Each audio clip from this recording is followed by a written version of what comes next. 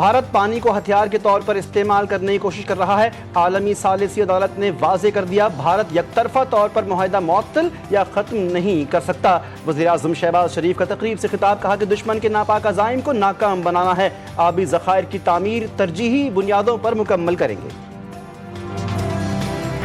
بانی P T I کو minus کرنے کی کوشش جاری ہے۔ بانی نے 26ویں ترمیم کی بات کی ہے، نتائج واضح ہو رہے ہیں۔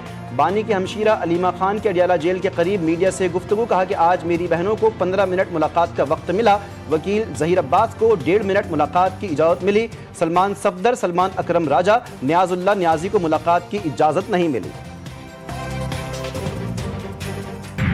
مہنگائی کے ہدف کے مقابلے میں جون کا افراط زر سنگل ڈیجٹ ریکارڈ، ادارہ شماریات نے رپورٹ جاری کر دی۔ وفاقی حکومت نے مالی سال 2024-25 کے لیے مہنگائی کا مقررہ ہدف حاصل کر لیا۔ مالی سال 2024-25 میں اوسطاً مہنگائی کی شرح 4.49% ریکارڈ، جون 2025 میں مہنگائی کی شرح 3.23% ریکارڈ کی گئی۔ مئی کے مقابلے میں جون میں مہنگائی میں 0.23% اضافہ ہوا۔ محکمہ آب پاشی نے بروقت ایمرجنسی کی اطلاع دی۔ سوات کے ضلع انتظامیہ نے غفلت کا مظاہرہ کیا۔ سانحہ سوات پر محکمہ آب پاشی کی رپورٹ جاری۔ 27 جون کو خواجہ خیلہ میں دریا کا بہاؤ چند گھنٹوں میں 6,738 سے بڑھ کر 77,782 کیوسک ہوا۔ سیاح معمول کے بہاؤ میں دریا کے بیچ داخل ہوئے اور پھنس گئے۔ حفاظتی اقدامات نہ اٹھانے کی وجہ سے 14 سیاح دریا بوجھ ہو گئے تھے۔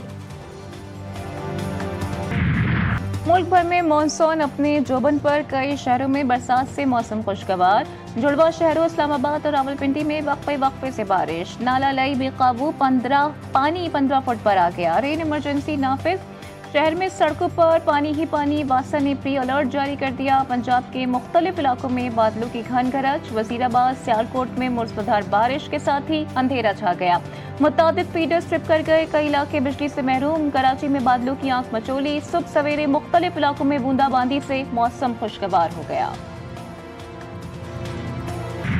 مہنگائی کی چکی میں پستے عوام پر، پیٹرول بم گرانے کے بعد یوٹیلیٹی سٹورز بھی بتدریج بندش کی جانب گامزن۔ ملک بھر کی طرح کراچی کے یوٹیلیٹی سٹورز بھی بند ہو گئے۔ شہر قائد میں عام آدمی کو سبسڈی کے تحت ملنے والی اشیاء خورونوش کے لیے قائم 34 میں سے 17 سے زائد سٹورز بند کر دیے گئے، جس کے باعث عام آدمی شدید مشکلات کا شکار ہے۔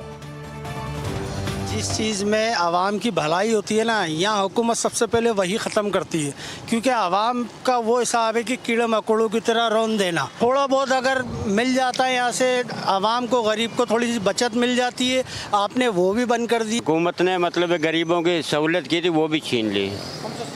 ہم سستی چیزیں لیتے تھے یہاں پر۔ اتنی مہنگائی ہے، کہاں سے لیں؟ بازار میں جاتے تو مہنگا سب کچھ، چلو یہ غریب کی سہولت ہو جاتی تھی، یوٹیل اسٹور سے جو ہے نا آٹا بھی سستا مل جاتا، گھی بھی سستا مل جاتا۔ امریکہ نے شام پر آئی تمام پابندیاں ختم کر دیں۔ بشار الاسد، داعش اور ایرانی اتحادیوں پر پابندیاں برقرار۔ صدر ٹرمپ نے ایگزیکٹو آرڈر پر دستخط کر دیے۔ شامی وزیر خارجہ کا پابندیوں کے خاتمے کا خیر مقدم، کہا کہ پابندیاں اٹھانے سے شام عالمی برادری کے لیے کھل جائے گا۔ امریکہ حکام کا کہنا ہے کہ پابندیوں کا خاتمہ تعمیر نو اور ترقی کا راستہ ہموار کرے گا۔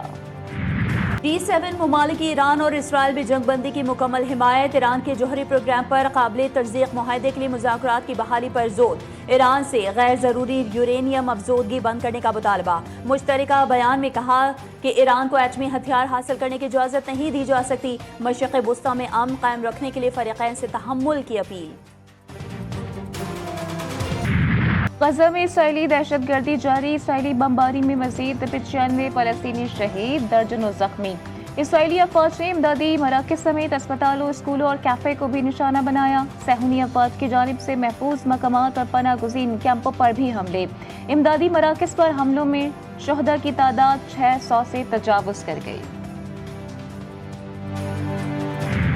غزہ جنگ ناکام، ہم ایک بند گلی میں آ گئے ہیں، اب وقت آ گیا ہے کہ ہم اس جنگ کو ختم کریں۔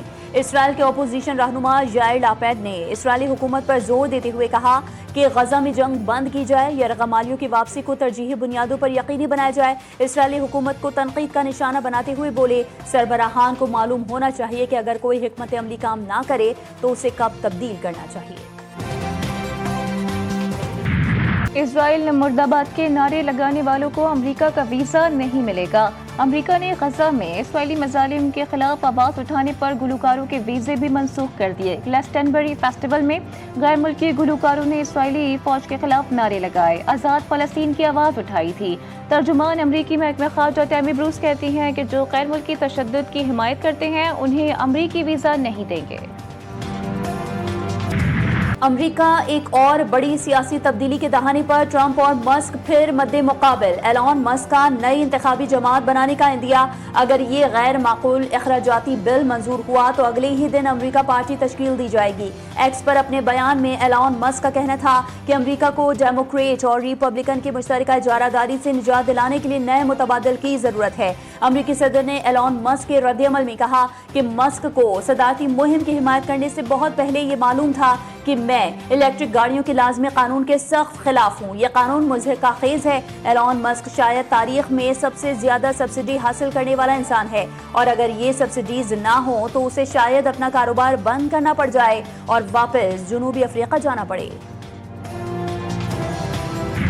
بھارتی ریاست تلنگانہ کی کیمیکل فیکٹری میں دھماکہ، ہلاکتوں کی تعداد 36 ہو گئی، درجنوں افراد زخمی۔ بھارتی میڈیا کے مطابق 34 افراد موقع پر ہی ہلاک ہوئے۔ 2 ورکر زخموں کی تاب نہ لاتے ہوئے دوران علاج دم توڑ گئے۔ مزید زخمیوں کی حالت تشویشناک، دھماکے سے فیکٹری کی عمارت مکمل تباہ۔